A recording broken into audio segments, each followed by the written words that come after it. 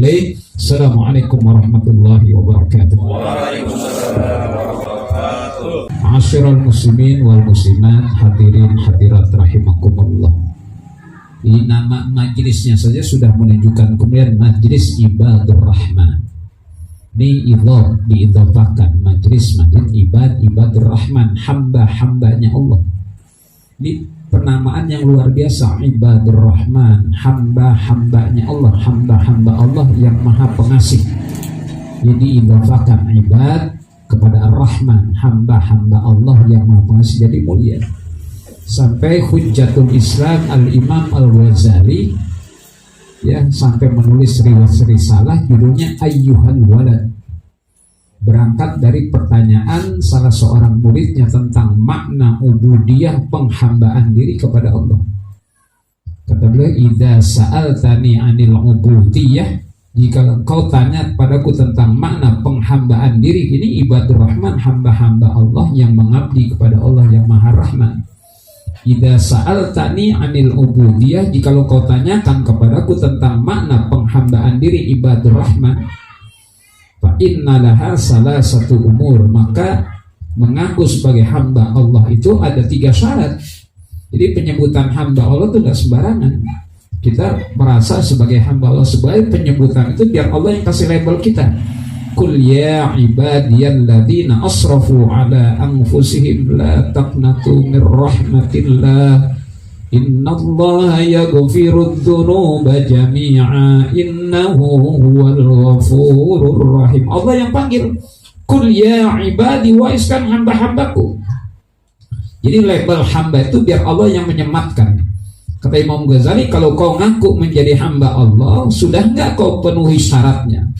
Ya, idza sa'altani 'anil ubudiyah, jikalau engkau tanyakan tentang makna penghambaan diri kepada Allah, fa innalaha, maka sesungguhnya Ibadur Rahman ini ada syarat-syaratnya, 3 syaratnya.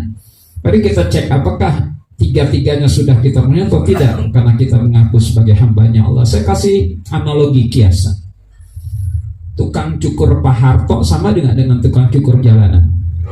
Beda. Iya, tukang cukur jalan yang pegang pala kita. Kalau tukang cukur Pak Harto dipegang siapa?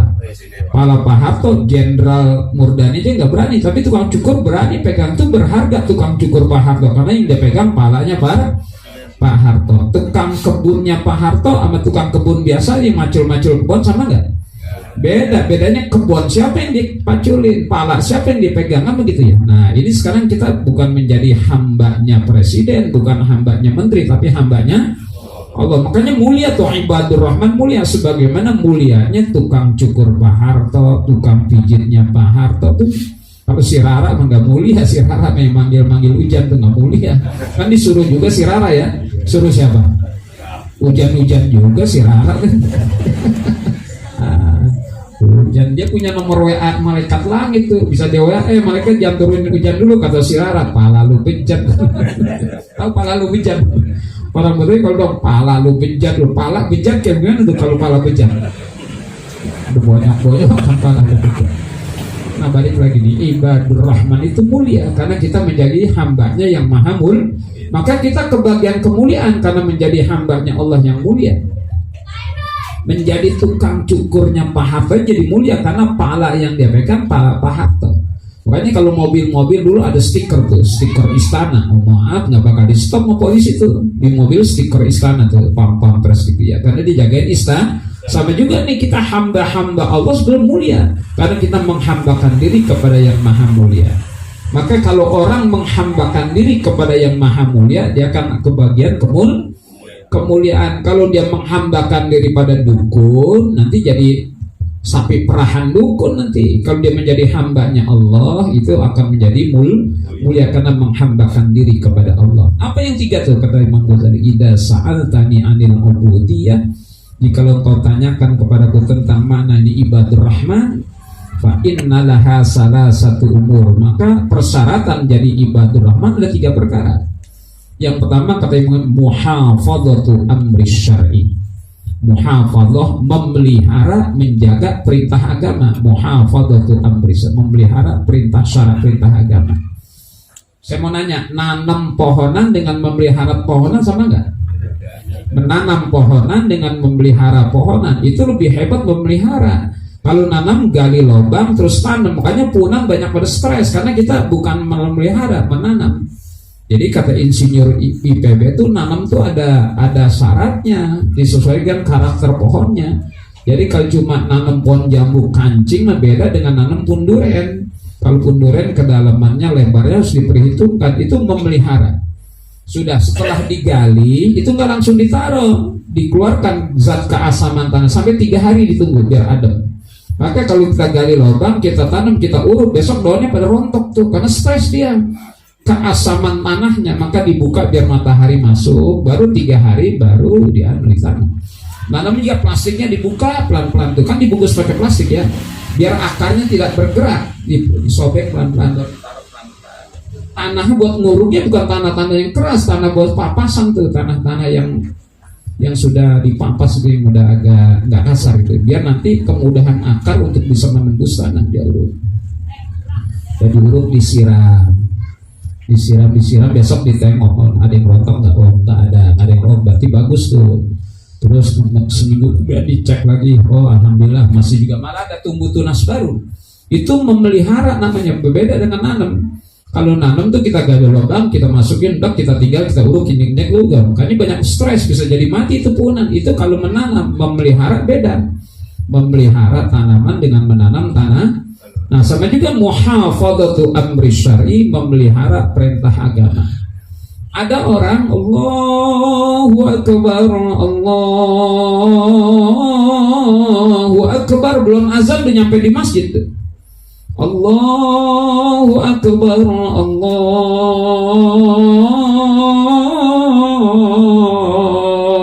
Akbar, belum azan udah nyampe di masjid. Tuh ada juga yang azan masih di kamar mandi ada. Ada juga udah qomat masih di kamar mandi, nawaitul ghusla rofil hadasil akbar lagi. Ya masih di kamar mandi. Beda nggak antara yang belum azan udah nyampe di masjid dengan orang yang udah azan masih di kamar mandi? Beda.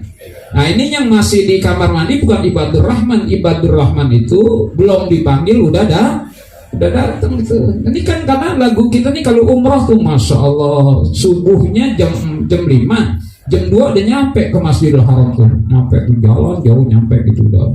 Dulu zaman saya masih dingin Madinah tuh.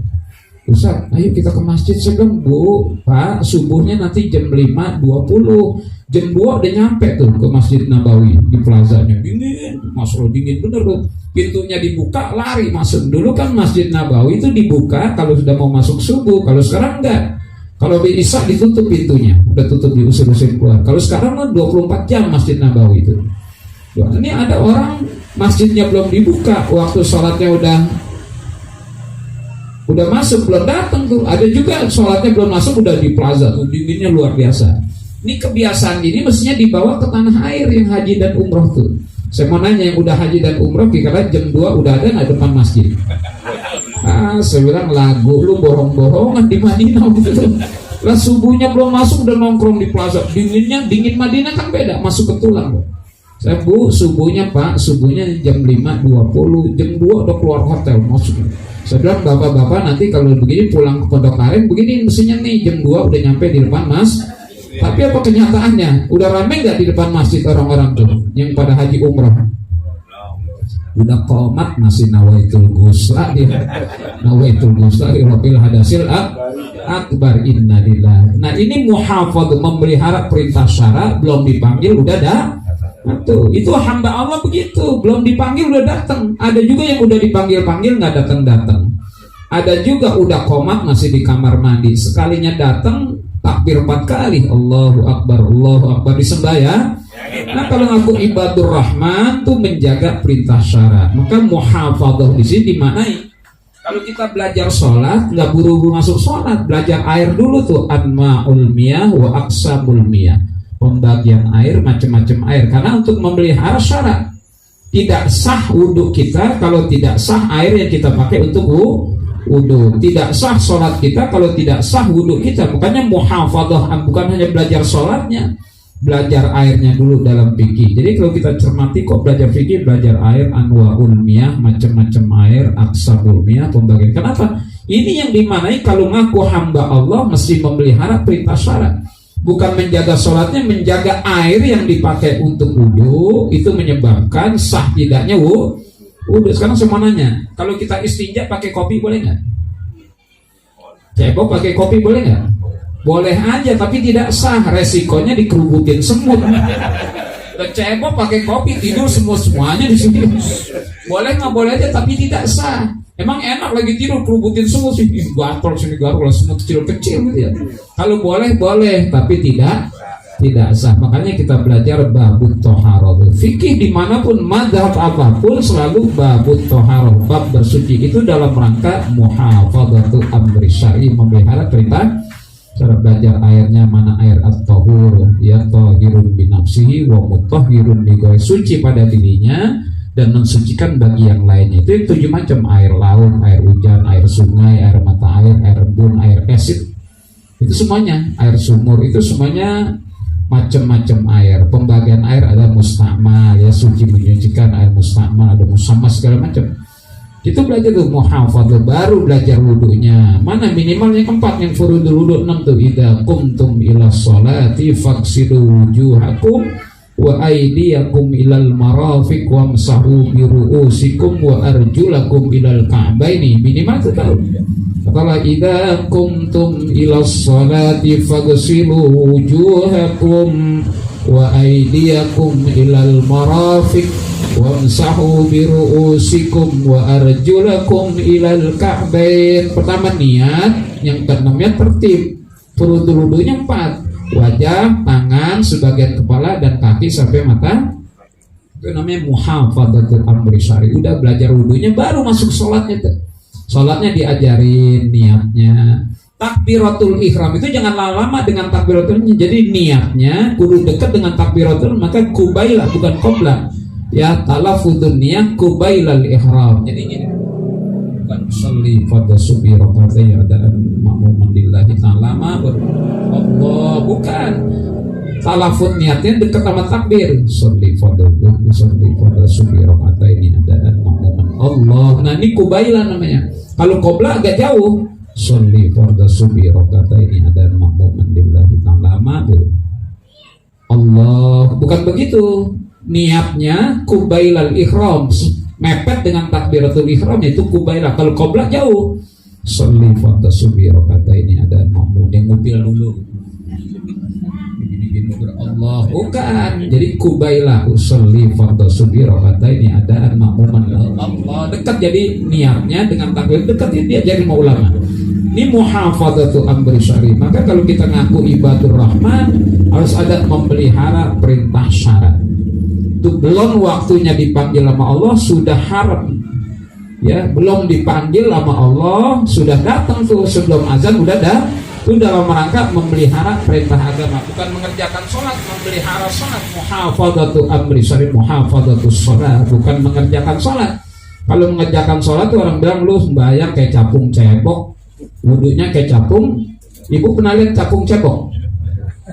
Pernah bapak lihat capung cebok? Kata orang tua, ya kagak tahu capung cebok gimana. Cuma kalau dia nempelin, itu nempel capung lagi Jadi wudunya jangan kayak capung cebok. Itu bukan ibadur rahman. Karena ibadur rahman syaratnya ketemu dari muhafadzatu amri syar'i, memelihara perintah syarat. Itu sholat. Kalau puasa kan bukannya orang-orang dulu. Kalau puasa tinggal sebulan udah kecium baunya tuh. Kayaknya udah Ramadan gitu. Kayaknya udah bulan puasa. Saya rasanya kayak udah bulan Ramadan aja. Padahal masih lama, bulan Maret tuh. Yaitu orang yang memelihara perintah syarat, perintah puasa, belum masuk Ramadan sudah mencium bau Ramadan. Orang kita begitu, kayaknya udah kecium baunya. Padahal Ramadan ini masih 2 bulan, tapi baunya udah kecil. Ini pertanda nih ibadur rahman nih. Belum tiba puasanya, tapi sudah mencium baunya. Sebab ada juga orang yang sudah 2 minggu puasa, tapi belum cium juga baunya tuh. Puasanya 2 minggu, belum juga nyium bau Ramadan. Saya di warteg tuh, di warteg siang-siang tuh. Ya, di bawah meja ada kaki, di atas meja ada sop kambing, di bawah meja ada kaki kambing lagi unyang-unyang. Ada nggak yang baru sadar Ramadan udah dua minggu, udah puasa 2 minggu? Iya kemana-mana. Kalau ada orang yang sebelum Ramadan udah mencium bau, ada juga yang Ramadan udah 2 minggu belum juga nyium baunya tuh. Itu yang kalau siang di warteg tuh, di atas ada sop kambing, di bawah ada kaki kambing, kaki kambing uncang-uncang gitu.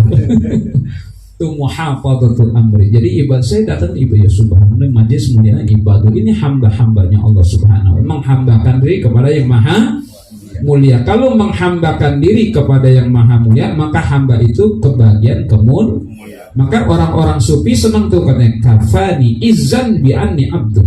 Cukup bagiku tuh kemuliaan bahwasanya aku adalah hambanya. Kafani izzan bi anni abdu. Cukup bagi kita sebuah kemuliaan kalau kita menjadi hambanya Allah.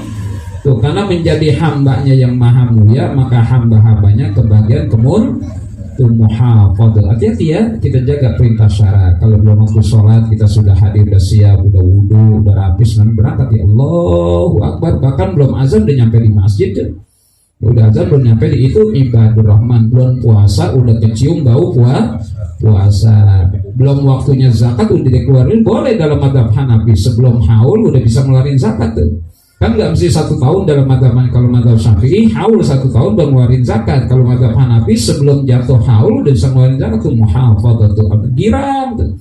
Ini bukan girang melebarannya doang, girang banget melebaran. Girangnya dengan puasanya. Ada nggak yang nggak puasa, nggak sholat ikut lebaran? Ada. Pulang kampung juga pada tuh mau lebaran di kampung. Yang pulang kampung, yang puasa, yang sembahyang. Kalau kita memang soal lebaran nomor 2 ya, pakai baju baru, betul nggak? Alhamdulillah ya Allah, puasa selesai, tarawih selesai 5 waktu, bahkan bisa khatam Al-Quran 3 kali, 10 kali pertama 1 khatam, 10 hari 2 khatam, seperti itu. Alhamdulillah. Jadi model-model ibadur rahman ini lebaran ya boleh ada, boleh nggak ada. Yang harus ada kan puasanya dan tuh ini ibadur rahman. Hati-hati ya, ini orang-orang yang ini orang-orang mulia karena menghambakan diri kepada Allah Subhanahu. Yang kedua syaratnya kata Ghazali, ar-ridha bil qada'i wal qadari wa qismatillah. Konsekuensi hamba Allah ibadur rahman, ar-ridha reda bil qada'i dengan qadanya Allah, wal qadari dan takdirnya Allah, wa qismatillah dan bagian yang Allah bagi buat kita semuanya.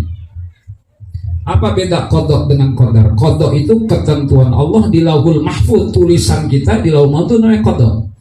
Ini di Lauhul Mahfuz tulisan kita macam-macam nih. Ada yang ditulis sama Allah umur 40 tahun. Nanti pahala Adam ketakdirnya tidak mesti itu tulisan alam qada Lauhul Mahfuz sesuai dengan alam takdir. Bisa jadi nih ditulis sama Allah di alam qada 40 tahun, di alam takdir sampai 75 tahun. Disuruh pentingnya doa.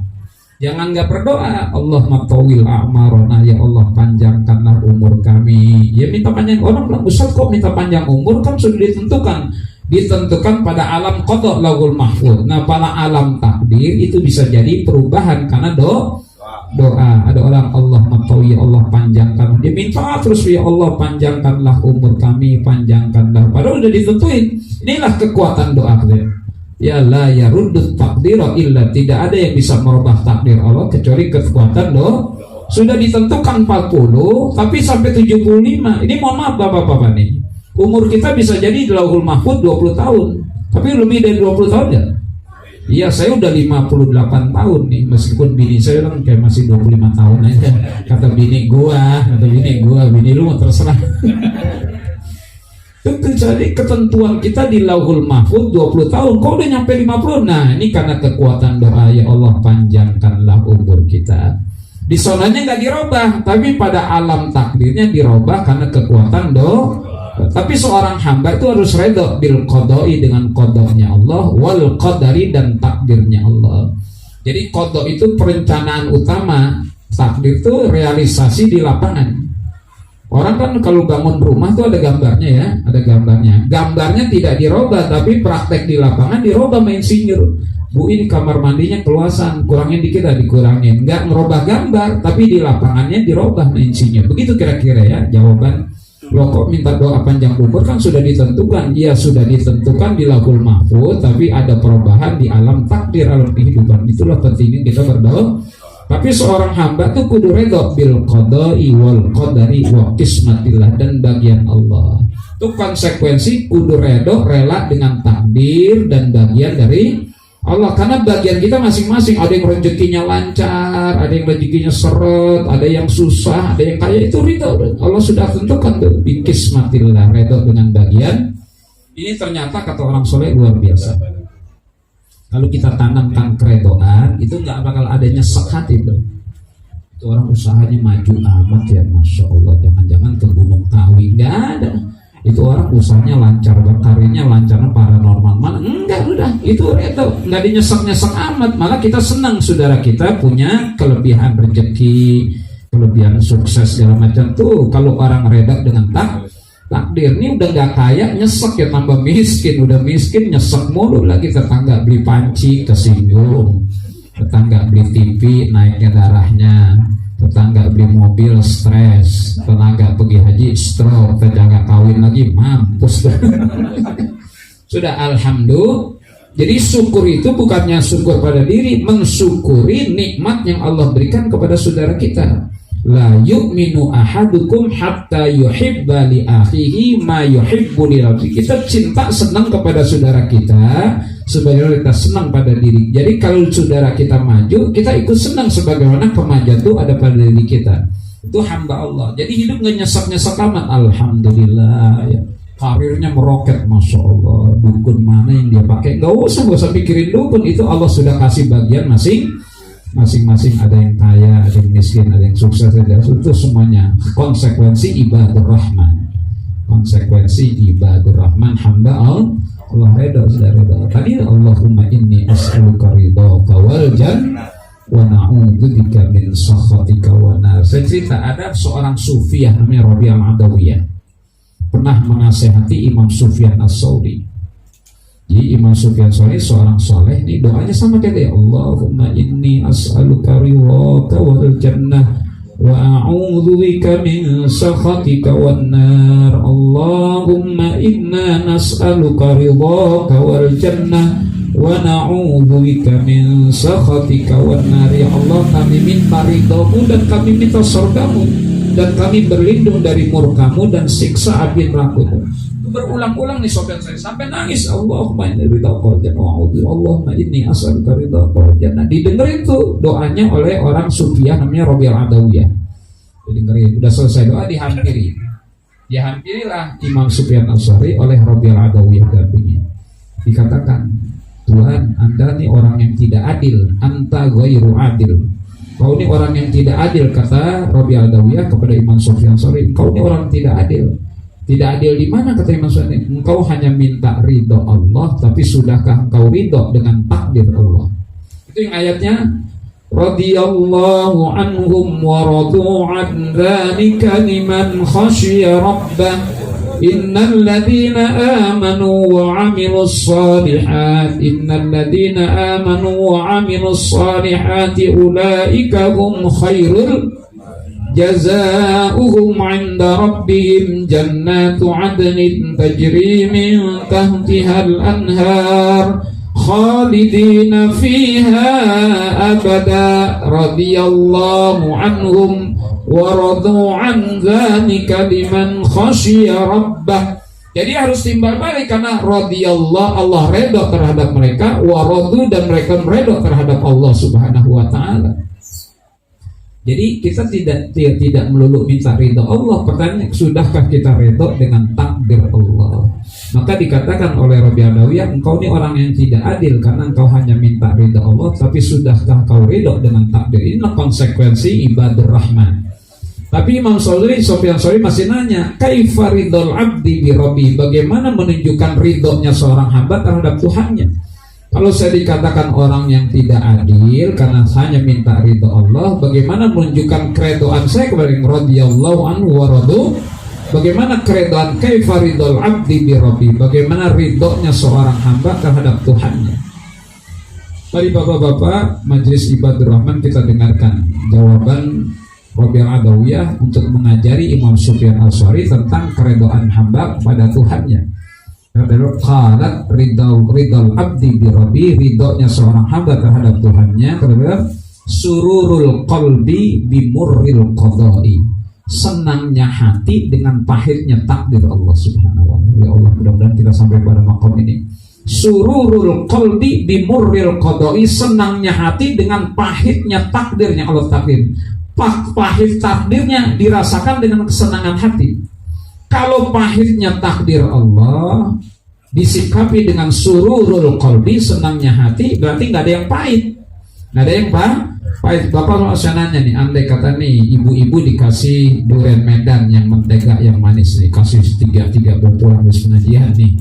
Ya bapak-bapak dikasih pacek, buah pacek, tahu buah pacek? Sebungkus 20 matang semuanya. Kira-kira bapak protesnya? Enak banget ibu-ibu dikasih durian Medan mentega manis, bapak-bapak dikasih pacek 20 semuanya matang, semuanya bawa pulang. Protesnya? Jangan protes, jangan protes. Rabbana ma khalaqta hadza batila. Apa nggak ada manfaat? Ya ada manfaat. Bisa jadi yang durian Medan tuh silakan makan durian Medan yang gula darahnya lagi 650, tensi darahnya 350. Makan tuh durian Medan. Insya Allah kalau ada pengajian lain nggak hadir lagi. Kemana si Anu meninggal saya? Lah yang dapat pacek nih darahnya lagi tinggi, udah langsung dijus. Rabbana ma khalaqta hadza. Kalau Allah menciptakan tuh nggak ada sia-sia. Terbukti sekarang banyak penemuan-penemuan ilmiah dari ciptaan Allah yang tidak hanya ada jagung itu rambutnya ya direbus itu obat itu ya, apa rambut jagung tuh obat. Subhanallah, orang buang-buang kan, betul nggak? Daun salam, saya mau nanya, daun salam untuk sayur asam andilnya apa sih? Ya kecuali bumbunya enak ya. Sekarang daun salam diceburin, padahal andilnya nggak turun. Rabbana ma khalaqta hadza. Lah kalau yang pahitnya saja disikapi dengan manis, berarti tidak ada lagi yang pahit dalam kehidupan bagi hamba-hamba Allah. Yang pahit saja disikapi, makanya tadi pacek itu sikapi dengan manis. Alhamdulillah buat obat darah tinggi. Duriannya silakan makan, yang gula darahnya 650, tensinya 3 tambah jadi 1000 kan. Ya udah tinggal nunggu pengumumannya di masjid. Innalillahi. Kemarin habis pengajian tuh Ibadur Rahman dia makan durian, nggak hadir lagi. Mudah-mudahan sehat panjang. Tuh ar-ridho bil qada'i wal qadari wa qismatillah. Udah redho saja yang Allah bagi buat orang lain, ada kelebihan ya Allah tuh adil. Semuanya dibagi sama Allah. Nah kalau kita tanamkan model kayak gini, hidup gak nyesek-nyesek amat. Jangan-jangan dia kalau malam Jumat ke Gunung Kawi ini, jangan-jangan dia berdukun urusan apa ya? Udah girang bergembira dengan nikmat yang Allah berikan kepada ar-ridho bil qada'i wal qadari wa qismatillah. Redho dengan takdir, qada dan bagian Allah. Itu konsekuensi ibadur rahman. Siap diperlakukan apa saja, Pak. Tapi semua yang Allah perlakukan buat kita itu tetap manis karena bersumber dari yang Ar-Rahman Ar-Rahim. Semua apa yang Allah perlakukan buat hamba-hambanya yang disebut ibadur rahman semuanya baik. Kalau orang dikasih sakit itu pahit, tapi ada simpan, ada pesan bagus tuh, bisa jadi ukubah, hukuman dari Allah, kata Syekh Abdul Qadir Razi. Kalau orang sakit itu kena bala, itu ukubah, hukuman. Gak apa-apa dihukum di dunia daripada digebukin di akhirat. Ya dikasih ukubah biar ada tidak ada nanti hukuman di akhirat, ukubah. Yang kedua kafaroh, penggugur dosa. Jadi kalau kita sakit ya Allah alhamdulillah lagi digugurin doh. Yang ketiga raf'ud darajah, lagi diangkat derajatnya. Itu kalau datangnya dari Allah semuanya pasti baik. Ya kalau disakit kasih bala itu menjadi ukubah, hukuman dari Allah. Alhamdulillah dihukum di dunia daripada dihukum di akhirat. Kafaroh, penggugur dosa. Kalau gugur dosanya udah digugur dan gak ada dosa, gak ada siksa, aman di akhirat. Yang ketiga raf'ud darajah, lagi diangkat derajatnya sama Allah Subhanahu. Satu contoh Pak, pernah nggak maku kena tangan? Pernah nggak lagi maku kena tangan? Pernah ya? Jangan sering bonyok. Itu logikanya nggak boleh terjadi. Nggak boleh ngetok paku kena paku. Siapa yang megang? Kita. Jaraknya kita atur nggak? Nah, sebelum kita getok kan kita tes dulu. Tes. Ini jaraknya nggak jauh-jauh supaya powernya tidak kuat. Kita paku dah. Astagfirullah, kena tangan. Rabbana ma khalaqta hadza batila. Ini ma khalaqta tidak melulu dalam bentuk materi, peristiwa pun ini ciptaan Allah. Rabbana ma, kegetoknya karena kehendak Allah, itu karena ada dosa yang Allah hendak gugurkan lewat kegetok tangan. Tuh baiknya Allah tuh. Ya kecuali paku kita yang megang, martil tetangga yang lagi megang yang gendeng sama kita. Paku kita yang megang, martilnya tetangga kita yang megang yang lagi gendeng sama kita. Ya tinggal milih, gue ketok palaan sekali kan ini dia. Ibu pernah ngiris bawang kena tangan nggak? Ya makanya konsentrasi. Kalau ngiris bawang jangan mikirin laki gue di mana ya, lamun kosong iris bawang. Keiris bawangnya karena ada dosa yang Allah hendak gugurkan lewat keiris, kegencet pintu tangan kita. Ya barangkali lagi buka laci ini kegencet tangan tuh, kafarah, ada dosa yang Allah hendak gugur. Makanya kalau mau getok paku istighfar, astagfirullahaladzim, astagfirullahaladzim. Tukang-tukang kita yang bikin rumah bang, kalau getok paku istighfar dulu, ya kapan rapinya rumah gua nih. Kalau mau paku istighfar dulu, astagfirullahaladzim, astagfirullahaladzim. Roti ban dulu nih, roti ban dulu sebelum getok paku, rumah gua kapan? Enggak, tetap aja baca doa, astagfirullah, bismillahirrahmanirrahim. Itu maha baiknya Allah tuh ya, maha baiknya Allah timpakan bala tapi semata-mata untuk menggugurkan dosa. Kata Syekh Abdul Qadir ada iqubah, ada kafaroh, ada raf'ud darajat. Ini konsekuensi kita sebagai ibadur rahman. Kalau terjadi peristiwa pada diri, itulah konsekuensinya sebagai hamba. Kata Allah, ya Musa, man lam yarda bi qada'i wa lam yashkur bi na'mai wa lam yasbir ala bala'i falyakhruj min baini samai wa ardi wal yatruk rabban siwaya. Ya Musa, hai Musa, kata Allah, man lam yasbir bi balai, siapa orang tidak sabar dengan ujianku, walam yarda bi qada'i, dan tidak redha dengan takdirku, walam yashkur ala na'mai, dan ia tidak bersyukur atas, falyakhruj min baini samai, hendaklah ia keluar dari antara langit dan bumiku. Diusir sama Allah dari antara langit dan bumi, mau tinggal di mana? Pondok Aren antara langit dan bumi, Pondok Pinang antara langit dan bumi, diusir, fal yakhruj min baini samai wa hendaklah ia keluar dari antara langit dan bumiku. Mau tinggal di mana kalau tidak sabar dengan ujian Allah, yang tidak syukur dengan nikmat Allah? Fal yakhruj min baini samai wa hendaklah ia keluar dari antara langit dan bumiku, wal yatlub rabban siwaya, dan hendaklah ia mencari Tuhan selain aku. Alhamdulillah nih ibadur rahman. Yang terakhir kata Imam Ghazali apa tuh? Tarku ridha nafsihi fi talabi ridallahi, meninggalkan kesenangan dirinya dalam rangka mencari keridhaan Allah. Gak apa-apa kita susah asal Allahnya reda. Jangan menuntut kesenangan kita tapi Allahnya tidak reda, jangan. Biarlah kita gak apa-apa ada menderita sakit tapi Allahnya reda. Makanya kita Allahumma inni as'aluka ridhaka, kita minta mendahulukan mencari ridho Allah ketimbang mendahulukan kesenangan untuk diri sendiri. Nggak perlu sakit sudah. Bismillah, masya Allah, la yasukul khaira illallah. Bismillah, masya Allah, la yasrifu su'a illallah. Bismillah, masya Allah, fama kana min ni'matin fa min Allah. Bismillah, masya Allah, la hawla wa la quwata illa billah. Rabbi anni massaniyan durru wa anta arhamun. Itu doanya Nabi Ayub alaihissalam, doa Nabi Ayub alaihissalam. Udah, yang terakhir tadi tarkuri, kita tinggalkan kesenangan buat diri tapi kita cari ridho. Itu konsekuensi hamba. Makanya disinilah keberadaan Allah jadi mulia, karena kita tidak bisa menentukan sendiri. Makanya ucapin bismillah kalau mau ada rencana, insya Allah. Bagaimana hasilnya? Masya Allah. Berhasilnya alhamdulillah. Tidak berhasilnya innalil, di luar dugaan, subhanallah. Tapi semuanya dikembalikan kepada Allah subhanahu. Rencananya pasti enggak, insya Allah, insya Allah. Bagaimana hasilnya? Masya Allah, terserah. Bismillah walhamdulillah wal khairu wasyarru bimasyiatillah. Rencananya insya Allah. Bagaimana hasilnya? Masya Allah. Berhasil alhamdulillah. Bukan karena tim yang hebat, bukan. Berhasilnya karena Allah memberikan keberhasilan, alhamdulillah. Tidak berhasilnya innalil, di luar dugaan, ya gagal dan berhasil, subhanallah. Itu dikembalikan kepada kebesaran Allah.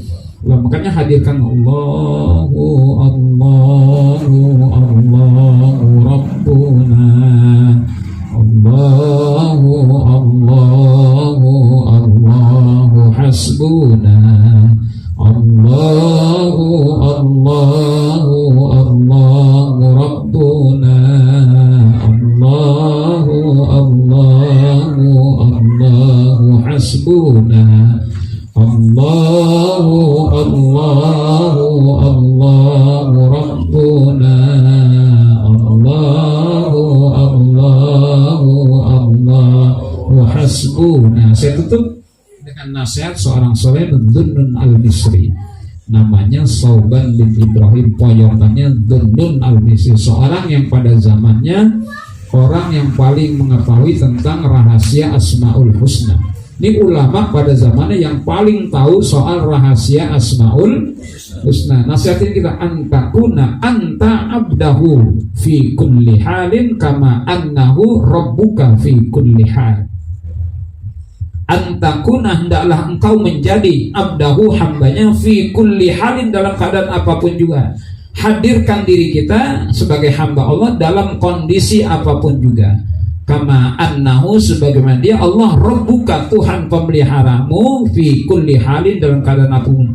Seringkali kita tidak menghadirkan diri kita sebagai hamba Allah, padahal Allah tidak pernah meninggalkan kita. Kama annahu rabbuka fi kulli halin, sebagaimana dia Allah Tuhanmu dalam keadaan. Kita kalau dari mana-mana nyampe ke rumah alhamdulillah, nyampe tujuan alhamdulillah, turun dari mobil alhamdulillah, naik mobil bismillah. Sebab yang memberikan perlindungan kita sepanjang perjalanan siapa tuh?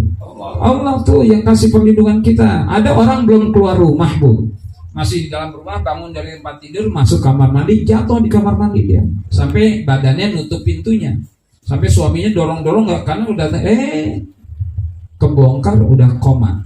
Dibawa ke rumah sakit Pondok Indah, terjadi istrinya paman saya 3 hari di Pondok Indah, subhanallah, akhirnya udah, sebenarnya kalau dicabutnya udah meninggal, jadi selangnya cuma bantuan saja. Tuh belum keluar rumah, jatuh di kamar mandi, koma, baru meninggal. Kita ini dari rumah ke sini alhamdulillah, yang ngasih proteksi perlindungan kita Allah Subhanahu. Maka hadirkan terus Allah, antakuna anta abdahu fi kulli halin kama annahu rabbuka fi kulli halin. Mudah-mudahan Majelis Ibadur Rahman ini selalu menghadirkan Allah, karena sudah menyebut dirinya hamba Allah yang maha pengasih. Betul, hadirkan dulu sebagai hamba Allah yang maha pengasih. Insya Allah mendapatkan kemuliaan karena kita menghambakan diri kepada Allah yang maha mulia. Maka kalau menghambakan diri kepada syaitan, nanti akan terjadi ketidakmuliaan. Menghambakan pada diri manusia, dia bakal mati. Nyender kepada siapa? Ini kepada Allah. La ilaha illallah wahdahu la syarikalah, lahul mulku walahul hamdu, yuhyi wa yumitu wa huwa ala kulli syai'in. Mudah-mudahan akhir hayat kita menyebut la ilaha illallah. Man kana akhiru kalamihi la ilaha illallah dakhala al-jannah. Al-Fatihah. A'udzu billahi minasyaitonir rajim. Bismillahirrahmanirrahim. Alhamdulillahirabbil alamin arrahmanir rahim maliki yaumiddin iyyaka na'budu wa iyyaka nasta'in ihdinas siratal mustaqim siratal ladzina an'amta 'alaihim ghairil maghdubi 'alaihim waladdallin. Rabbana taqabbal minna innaka antas samiul 'alim. Rabbana taqabbal minna innaka antas samiul 'alim. Rabbana taqabbal minna innaka antas samiul 'alim wa tub 'alaina innaka antat tawwabur rahim. Wa sallallahu ala khairi khalqihi sayyidina Muhammad wa ala alihi washabihi ajma'in walhamdulillahi rabbil alamin. Allahumma shalli ala sayyidina Muhammadin tibbil qulubi wa dawaiha wa afiyatil abdani wa shifaiha wa nuril absari wa diyaiha wa ala alihi wa sahbihi wa sallim. Allahumma salli ala sayyidina Muhammadin tibbil qulubi wa dawaiha wa afiyatil abdani wa shifaiha wa nuril absari wa diyaiha wa ala alihi sahbihi wa sallim.